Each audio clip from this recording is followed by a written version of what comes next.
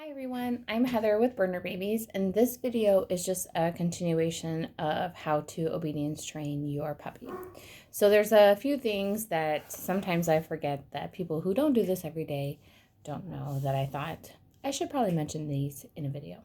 So the first thing I really want to stress about leash training is if you notice with Holly, I did not ever drag her across the floor.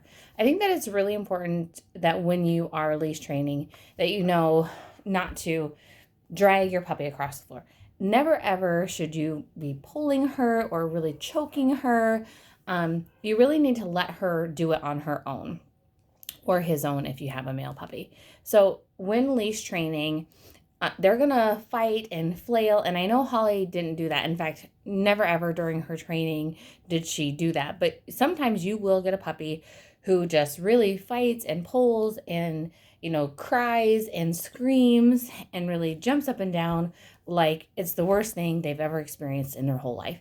Now, if you get a puppy who is doing that, you need to walk up to them, because really what's happening is they really are choking themselves, and that's not a good thing. So if you have a puppy that really is being very dramatic in their leash experience, you need to just walk up to them, pick them up, loosen the leash, and then bring them over to where you are. And that way they can see, hey, if I were to go to them, the leash loosens up. And so we don't want them to hurt themselves during the training ever. And so if your puppy is very dramatic, we need to lessen their negative experience during that training. And so sometimes you do get a very dramatic puppy.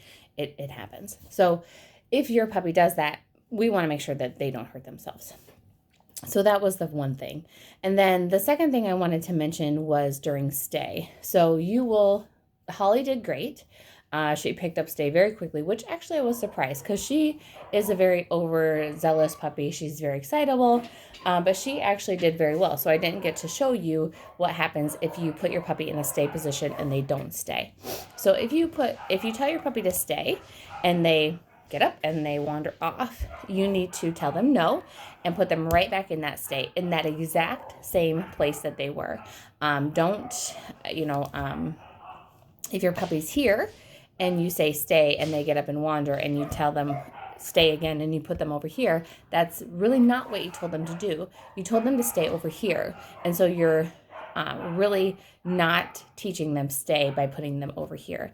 You need to put them right back to where their bottom was, right here. And so I didn't get to show you that in the video. And so that I feel like is really important too. And so as your puppy gets older and more mature and they learn that stay, it really needs to be very brief. If your puppy stays for 3 seconds right away, that's perfect. Oh, stay. And they stay for 3 seconds, pop that treat in their mouth. That's a good boy. That's a good girl. Stay. And then as they get a little bit older and they learn that stay command, take a step back. If they don't stay, put their bottom right back where it was.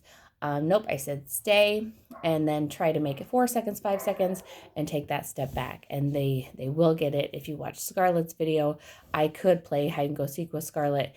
She would stay. She's really good at it. She came back like 3 or 4 times. I think it was 3 times for training. So she got really good at stay. So you could easily teach your dog stay. So I just kind of wanted to emphasize those things. Because like I said, I do this day in and day out.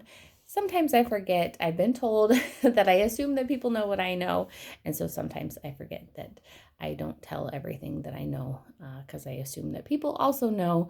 And so I don't mention things like that.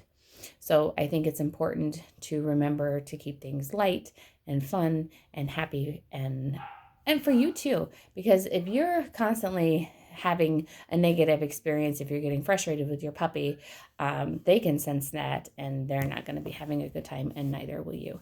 So if you have any questions about this, let me know, and I'll be more than happy to try to answer them.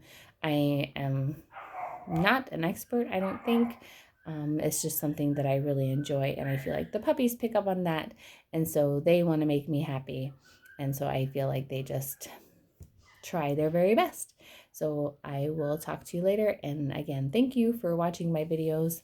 I appreciate each and every one of you. And I hope that if you're working on obedience training your puppy, that you're having a good time and that your puppy's having a good time and everybody's learning something. All right. Thanks, everybody. Talk to you next time. Bye.